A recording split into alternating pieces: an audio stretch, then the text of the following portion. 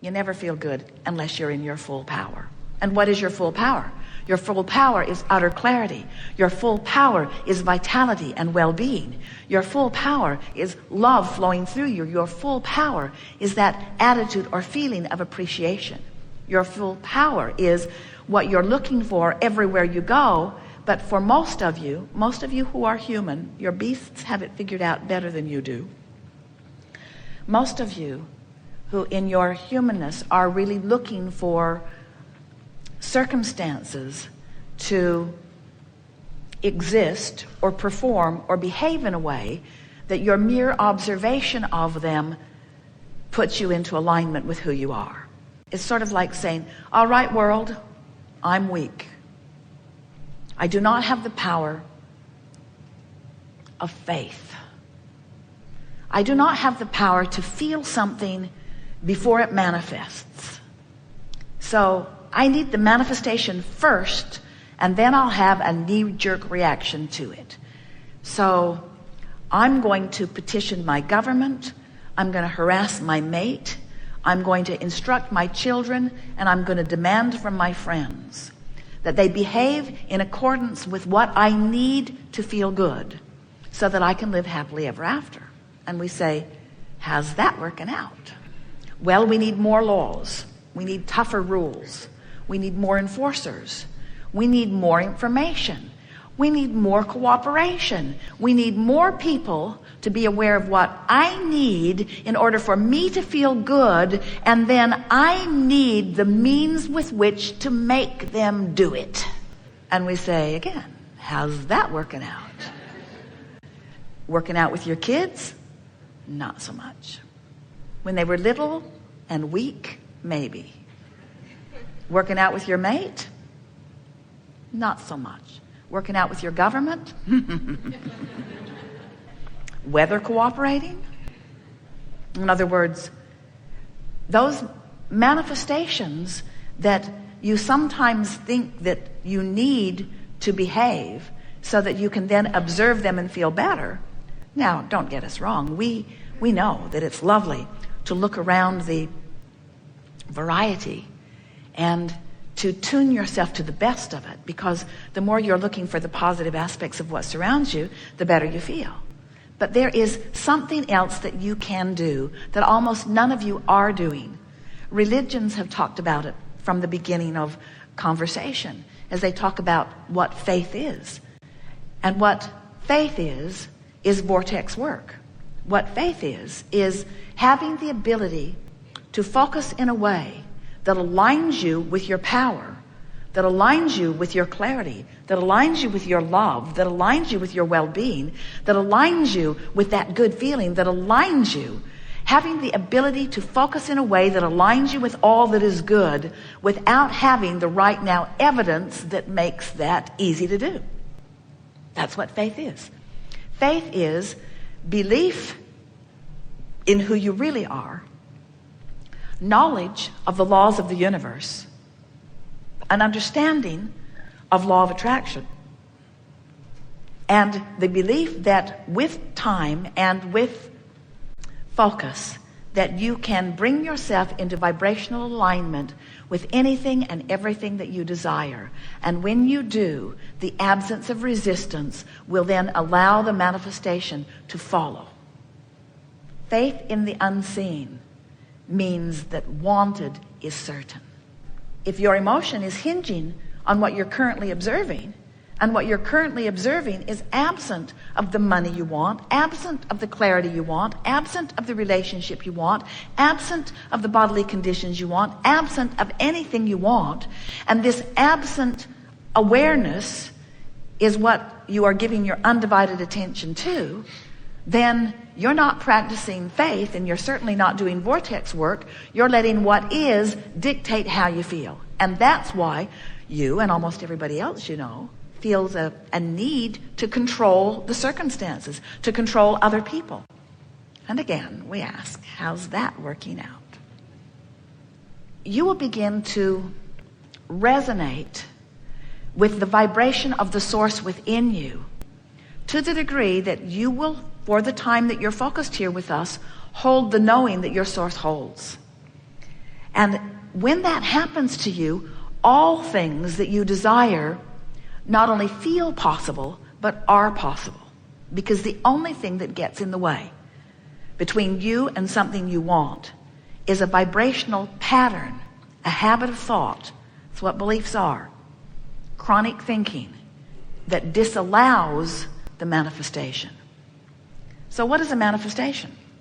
What is a manifestation? A manifestation is your ability to perceive. That's really all a manifestation is. You say, oh, well, that car in my garage is much more than my perception. I'm pretty sure, as I punch it with my fist, that it is substance. I'm pretty sure that it was created somewhere, that there were pieces of it brought together and put together, and that it exists as a creation that is far more than my perception. And we say, that would not be accurate. Everything that is only is because it is perceived. And when you are able to alter your perception, then the manifestation follows suit with that perception. So it's interesting as we visit with you, because on the one hand we're saying to you, look around your world and find things that are positive aspects to focus upon. And on the other hand we're saying to you, but don't get too hung up in the what is, or it will bind you and won't allow the change that you want. So it's fascinating to watch you, because as you romp through this contrast, you're coming up with constant new ideas of what would be better. And at the same time, often not allowing yourself to move in the direction of the change that you desire, only because your attention to what is more dominant than your ability to hold your thoughts on what is currently unseen. So what is the magic potion here? What's the trick, Abraham?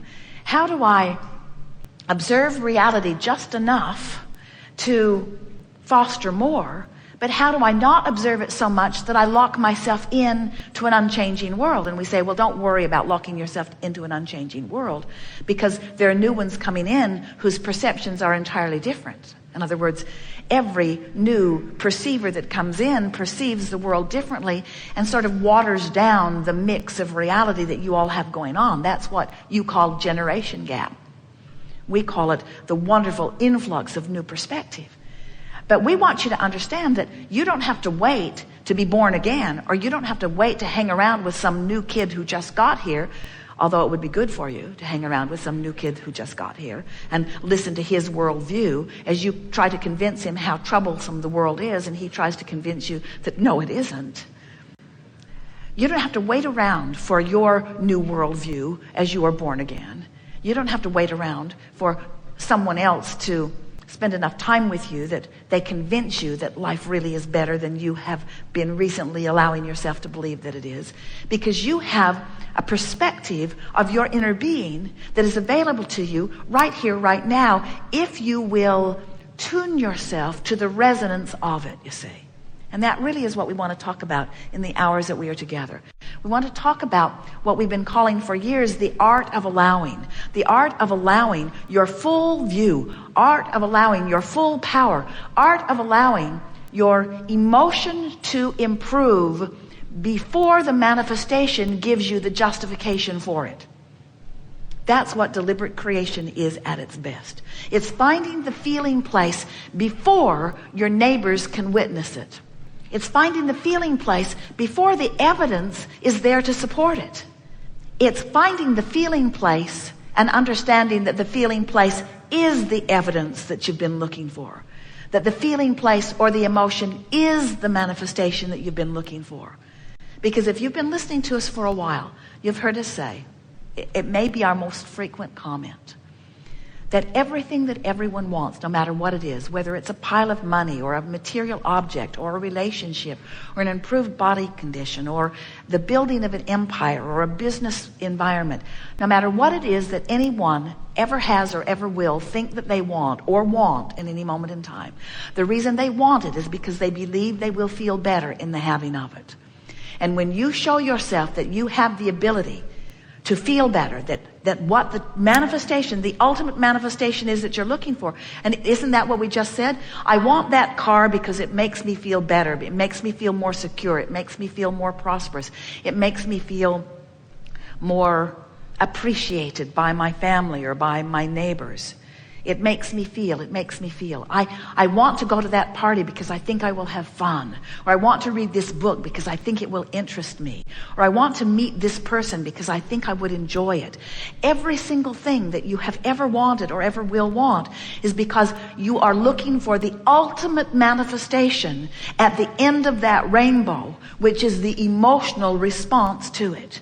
And when you show yourself that you have the power to focus your mind in a way that you can blend right here, right now, with the source within you who is already standing in complete knowledge of the full receiving of whatever it is that you're asking for, then you will receive that victorious emotion, that satisfying emotion here and now.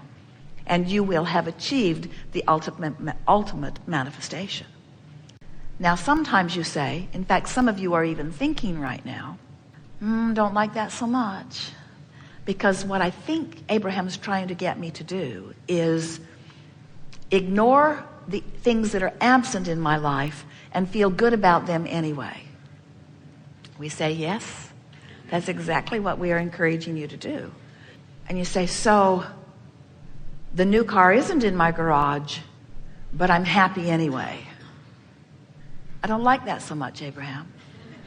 My lover hasn't come to me yet. My bed is still empty, but I'm happy anyway.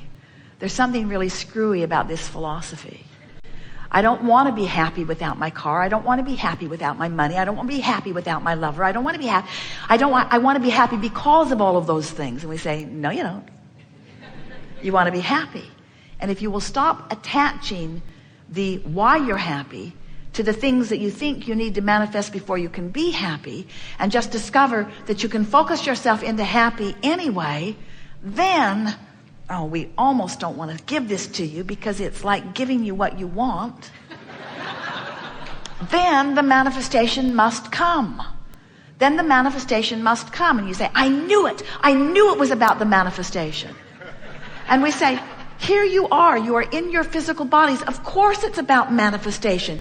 Of course it's about being here and being physical. Of course it's about the way you feel. Of course it's about the way you interact with your environment. Of course it's about all of that. But if you can make this shift, and we think you heard it because we said it really, really well here today. If you can make this shift where what is right here, right now is less important than the way you feel, so much less important that you're willing to ignore what is right here, right now, and focus upon anything that makes you feel better until you've tuned yourself to the frequency that does feel better, then from inside the vortex will cause the manifestation that you seek. Now, how's that so? What do you mean, Abraham? My vortex is my creator now? When you allow yourself to resonate with the frequency of the vortex, in that absence of resistance, now you're swirling as one of the cooperative components. And when you become one of the cooperative components, then the manifestations are revealed to you, you see. Then they just start showing up. But when you say, show up, and then I'll have a feeling response to you, it doesn't work that way. Now, sometimes you wonder, well, it has sort of kind of been working, because I didn't know most of this stuff, and my world is pretty good. Most of us are living rather well. Most of us are eating well. Most of us have air conditioning, even though it's 108 degrees outside. Most of us are doing pretty well, and we say it's because most of you are focused more in alignment with the well-being than not most of the time. We agree with that. In other words, it's nice. This is the way that it works. Once you achieve vibrational alignment, that alignment causes manifestations that then are observable, which just feed on themselves. In other words, of course it helps to focus upon the wonderful things of your world to keep it going. We just want you to know that when you're standing in a situation where something isn't so wonderful, when you're watching CNN, when you're aware of something happening in some part of the world, or when there's something happening in your family or to someone you know or someone you care about, that if you have the reserve, if you have the resources, if you have the understanding that you can focus yourself into well-being regardless of what the condition is, and that then the condition will change, then you have become a conscious, deliberate creator. And until then, you are running around doing pretty good, creating by default, just observing enough good stuff to keep it mostly going.